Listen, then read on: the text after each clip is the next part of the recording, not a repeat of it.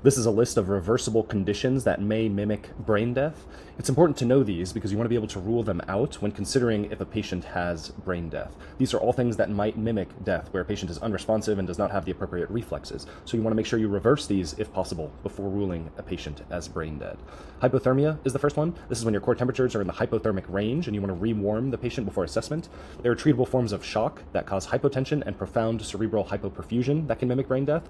Severe electrolyte or acid-base imbalances can also mimic brain death. The patient might be unresponsive, and you want to manage these critical values regardless of a patient's symptoms. Many medications, illicit drugs, and toxins can also mimic brain death. You can use urine drug screen to identify what's in the patient's system and give the antagonist if there is an appropriate one. There are a few confirmatory tests for brain death. Once you reverse all of these things, you can do a positive apnea test. You can do 2 isoelectric EEGs at least 24 hours apart, and you can also check for cerebral blood flow via cerebral angiography, transcranial Doppler, or MRI, MRA, and one of those imagings is shown in the background here.